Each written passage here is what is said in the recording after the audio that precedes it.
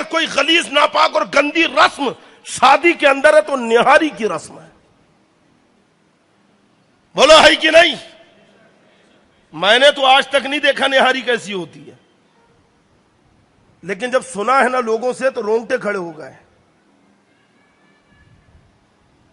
लड़की की बहनें, उसकी सहेलियां दूल्हे और उसके दोस्तों के सामने रूबरू बैठती हैं, कोई पर्दा नहीं होता, कोई नकाब नहीं होता, और हाथ से लुक़मे उनके मुंह में डालती है, और डायरेक्ट नहीं डालती, चकाती है, कभी इसके मुंह में कभी उसके मुंह में, और फिर वो लड़के लड़कियों का ऐसा हाथ पकड़ते हैं और फिर उसके हाथ अपने मुंह में डालते हैं, और ये सब वीडियो कैमरे के सामने हो रहा है। और सिर्फ वीडियो कैमरे नहीं, हजारों लोगों के सामने। बल्कि बताने वालों ने तो ये बताया कि जो लड़कियां वहां पे बैठी होती, उनके भाई भी वहां खड़े, उनका बाप भी खड़ा है। मैंने कहा ताज्जुब की बात है, बाप खड़ा है, उसका उनका भाई खड़ा है, लेकिन उनकी गैरत को क्या हो गया? उनकी निगाहों के सामने उनकी जवान बहनों के हाथ पकड़े जा रहे हैं।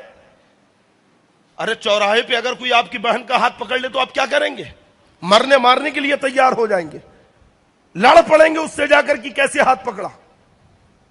हमने कहा कि भाई क्या हुआ, पकड़ लिया तो? ताज्जुब की बात है, क्या हुआ?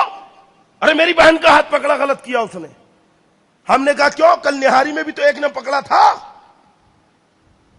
तो मुंडी झुका लिया। हमने कहा जो जुर्म चौराहे पे हुआ वही जुर्म शादी के मंडप में भी हुआ। वहां जुर्म मान रहे हो, लड़ने के लिए तैयार, और यहां पे रस्म के नाम पे सब खपा रहे हो। बंद करो ऐसी नाजायज रस्में, और साफ कह दो जब बातचीत पक्की हो तब कि न निहारी की रस्म होगी और न कोई बेहुदा रुस्मात अदा किए जाएंगे, और हमारी बच्चियां निहारी खिलाने नहीं आएंगी।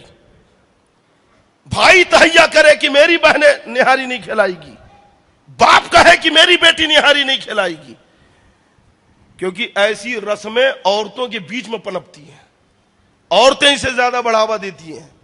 खत्म करने की जिम्मेदारी आपकी है।